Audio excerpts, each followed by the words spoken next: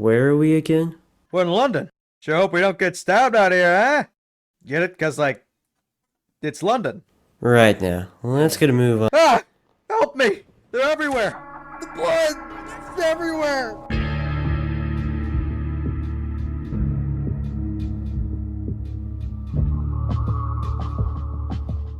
So, London and Westminster. I talked about them in my video on the most recent Guts and Blackpowder update. They're pretty cool maps. They bring in 4 new achievements. The Great Win for surviving London in one life. How stands the bridge around for surviving Westminster in one life. Save the color for beating Westminster with the flag gained to the end. And finally, Madcaps of London for beating both London and Westminster in one life and in a row. That's the one we'll be focusing on today. The other achievements you'll most definitely get during this time. So, let's finally get into the video. Let's first take a look at how these maps play out, since that's pretty important to know for the context of this badge. First, London starts off with you at the top of this building. If you're wondering, it's actually St. Paul's Cathedral. Then you get to the first challenge, the heights. There's these scaffolding and platforms that you can jump down to. The final bit's having some actual zombies and, if you're unfortunate enough, bombers. Then after breaking your ankles, you push this log over this huge gaping hole in the roof. You can fall and lose some health, or if you're bad enough at basic coordination, break your legs at this part of the map. Then there's more falling as you go down this spiral staircase full of bombers. After rooting out the mobile players, the real objectives begin. You drag these zombie corpses out from this gate, Metal Gear Solid 2 style. Yes, I think this is the 3rd time I've used this joke. Then you pull the gates open, and the players who haven't been vaporized by the 14 bombers behind said gates move on to this bookstore. In it, you need to gather these crates to make steps to reach this ladder as zombies spawn throughout the bookstore. After going through Bubbles' old shop, yeah, that's his old shop, he had to move out, and that's why he's got a new one. Pretty cool little details here. You meet the Scottish soldier. Hey, halt! Keep your feet planted where they're at! A couple of riflemen up in the steeple. They're shooting anyone, dead or alive, that try to pass. Hey, Jimmy! It won't be much longer now! Look, you lads get some cover. I'm a horrible shot. Why don't you try your luck? You either got him or bought some time. I've got me window. I'm going for him. Keep covering me! No! You're the traitor! After that guy dies, we get to my favorite part of the map, the sharpshooter fight. It's kinda like a mini boss fight, since the objective is to push this wagon, break down these barricades, and let the zombies overrun and kill the sharpshooter. The sharpshooter section rewards patience and coordination when you move. If you get shot by the sharpshooter, you'll be crippled and will need a medic to heal you. You can still move around though, so that's good. Basically, the sharpshooter is shooting people because they're deserters, he has orders from the king to shoot anyone who deserts their post. The king wishes. This dead guy who's impaled shows pretty well how people branded as deserters are being punished by those who are loyal to the king. It's a cool and subtle detail, I guess. After all that, you go through this courthouse. It's a cool location, but you'll be in there for like less than a minute. Then after that, you're going through these buildings, including this one where you open a bunch of drawers to get the key to open a gate. There's also Guts and Blackpowder toys in that building. The merchandise is confirmed. Eventually, you'll climb out of these sewers and meet the sapper fellow. We were here on the King's orders. Start a fire. It's not about saving London now. It's about Cullingham. The rest of the regiment, they're down there. They have what you need. You ought to get the vats to collapse. Spread it as far as you can. It'll ignite easy and start a fire. The noise attracted them. Now all my comrades are dead. I think I might be next. You lads will have better luck. Please, save what's left in Westminster. Basically, he's dying and he tells us to destroy these vats in order to cause a fire and be a cool transition to the Westminster map, which I'll be talking about next. We start off Westminster by going through these bomber-infested streets. Again, rooting out the mobile players quickly. Then you must break down these barricades and continue through the streets. Afterwards, you shoot down these platforms in order to get to this big hamster ball. Using it, you lower down someone, if it takes you long enough and if your team is bad enough. Then you'll eventually lower down another person. Then they attach this hook to a platform for the rest of the team to walk on. You enter this rotunda that shows the countryside in a French city. After picking up some reinforcements, you continue through Bomber Street before eventually reaching this museum. There we can find some paintings and sculptures depicting the events of previous maps. This map only takes place a short while after Copenhagen, yet there's already art of it that's put in a museum. Weird, but it is a cool detail that I think is cool. Oh yeah, there's this night zombie too. A good enough server will make sure this goober never stands a chance against them. The knight drops a key to open the doors to this large open area. You gotta hold out for a little bit as zombies spawn while this fella takes his sweet time opening the gate for us. Sending a message first, and stupid British person means all the time.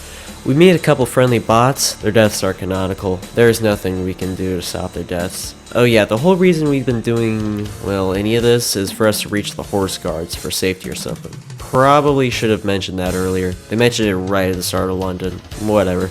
After clearing out the forecourts and breaking and entering into this building, we meet Arthur Wellesley, aka the Duke of Wellington. Scum. Scum of the earth, really. Here, after all of the true gentlemen deserted their post? Sir, aren't you Wellington? Arthur Wellesley. I don't suppose you are taking the night watch? No, sir. How do we leave? The Westminster Bridge. It's a 10-minute walk normally, but with those shambling monsters on the street, I don't suppose it'll be more than 15, albeit they'll blow it in 12. Luckily for you, there's a few men of the Royal Wagon train downstairs. With luck, you'll make it. Here, if any of you can read it, your only hope out of the city is lost at midnight. The King's colours. Save them, would you?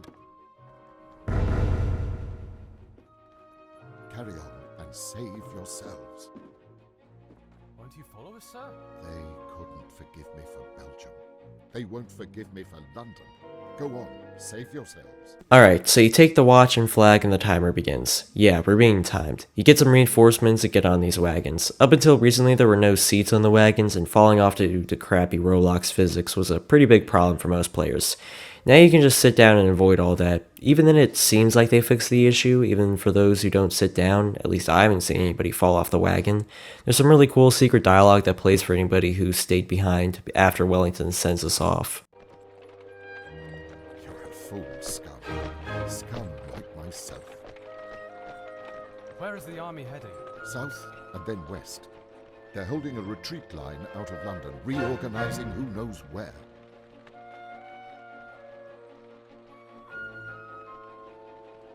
What happened, sir? We would have held hell at the gates. A great deal of your commanders decided it was worth more to retire to the protection of their estates than to face them.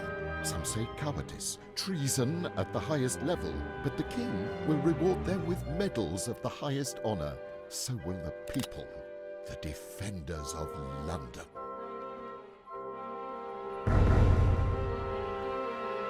Good night, sir. Die, you filth!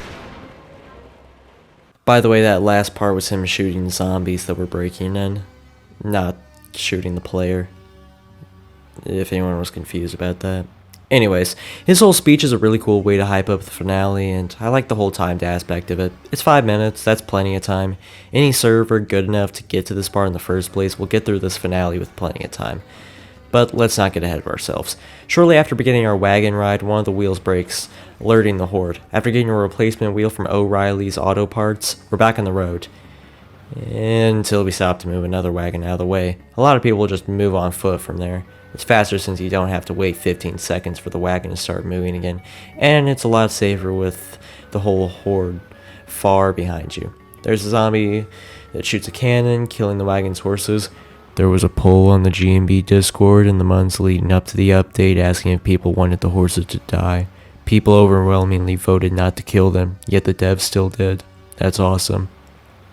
Using said cannon, you shoot through the barricades and are on the Westminster Bridge. You gotta move through the barricades, gunpowder barrels, and occasional groups of zombies to reach the end. It's a very intense and exciting finale, and it's nice to reach the end to see the horse guard shooting zombies and cheering for you before the bridge explodes. All in all, absolute cinema. Oh yeah, you can kill the NPCs. There's nothing protecting them. Yay! So So, now that I've explained all that, I must remind you that in order to get the Madcaps of London badge, you need to survive all of that in one life. You can't die on one map, or have survived both maps individually in one life. No, you have to survive both in one life and in a row. This requires a very good team that doesn't need to rematch these maps at all, and also you not getting killed once. So, let's go over some tips that helped me finally get this badge. The first tip is to have a good team. Like, that's genuinely the most important thing I play. But you don't like to hear that. You want to hear about stuff that can actually help you. You want to hear what you can do to actually help you survive. Not just hear, get good luck and be paired with a good team. So, here's the most important personal tip. Be careful. I cannot stress this enough. Be careful. This map is full of, or both maps, are full of bombers, close quarters, and really incompetent teammates. Alright, so, I'm actually not really sure what else to say here. Anything else I'd say would just be explaining G&D common sense, or tips that you've heard a million times before. I guess just don't play on mobile. So, let's see how I finally got Madcaps of London.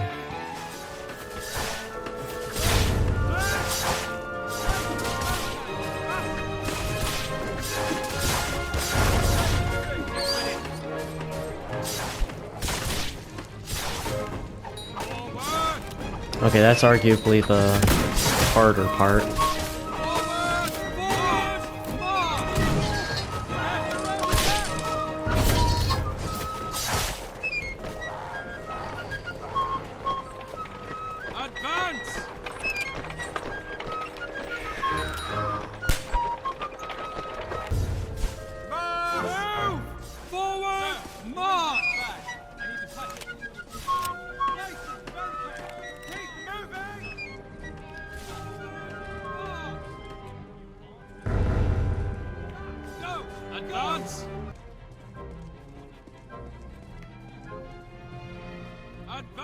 I'll let them move up a little bit more, you know.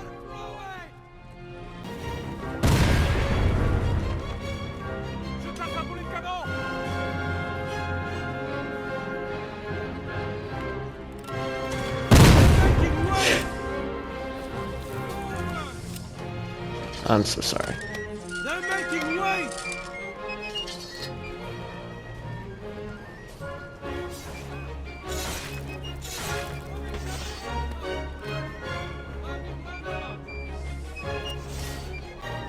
It's fine! Alright, that one they think it's fine. Advance! Coldstream Guard holding the flag. I hope to join him soon. We have plenty of time! True.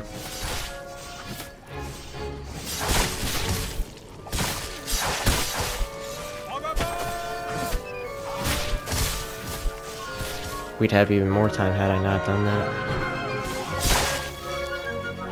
But I suppose it could be worse, you know?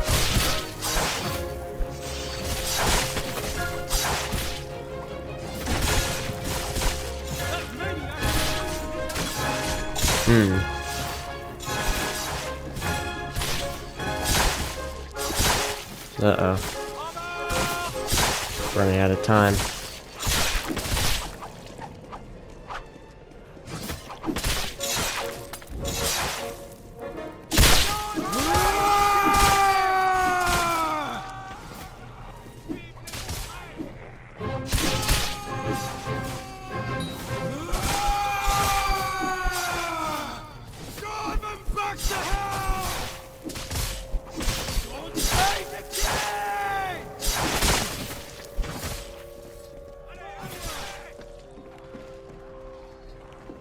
Forward!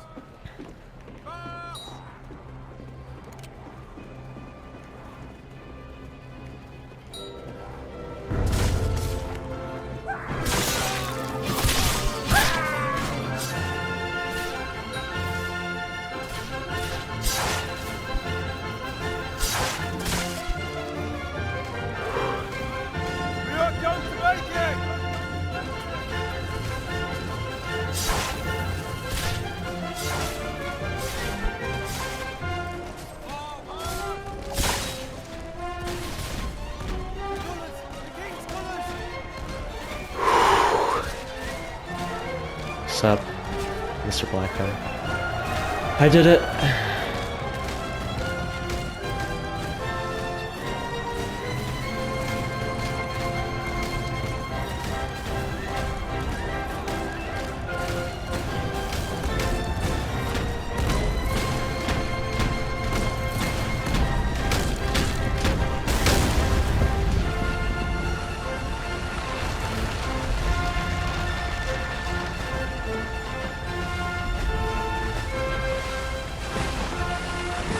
Last guy I had to join for Order Farm.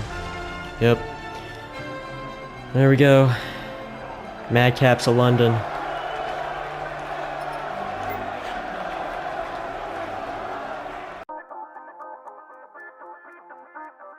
So yeah, there you go. That's Madcaps of London. So, what I think of this challenge? Aside from the unfair deaths, terrible teammates, and endless search for a good team, I really liked this challenge. It was fun and I got to play London and Westminster a lot, which I've come to really like. While filming the opening skit and getting the footage of just the NPCs, without the teammates of a public lobby constantly violating them, my buddy, Ohio Bean 5567, pointed out how he could appreciate the objectives and map design without worrying about the zombies, because we disabled zombie spawning. That's how we were able to get to the NPCs and do the intro skit. We're not actually that good enough to do it with the map, so we just disabled zombie spawning. But anyways, let's first talk about the rewards for getting Madcaps of London, the Coldstream Guards. They're a cool regiment and I really like the blue and little British flag on their backpacks. They are pretty basic compared to some other regiments, and some might say that it's not worth the challenge. The regiment alone isn't worth it, but I think they're cool, okay? I like them. I like them because they look good and because it's a reminder of the journey it took to get them. That's what's most important. The French Old Guard regiment is kinda basic compared to others, but they're the Old Guard. What they represent and how you get them is what and why they're cool. Oh yeah, and the Coldstream Guard is the badge reward. Makes sense since the Coldstream Guard has historically been used to protect the British monarchy. But anyways, that's about all I have to say about this whole challenge. Apologies for the very long wait for this video. It took me a good while to actually get the badge, but I also wanted to put a lot of effort into this video. So sorry for the delays and long waits, and thanks for y'all's patience. And thank you all for watching this video all the way. It means a lot and helps out the channel. What would help out the channel even more is a like and subscribe. I'm really close to 5,000 subscribers. Also, you can join my Discord server to hang out or post fan art. I also do events there from time to time. So, thank you all so much for watching. I'll see you all in the next one, and goodbye.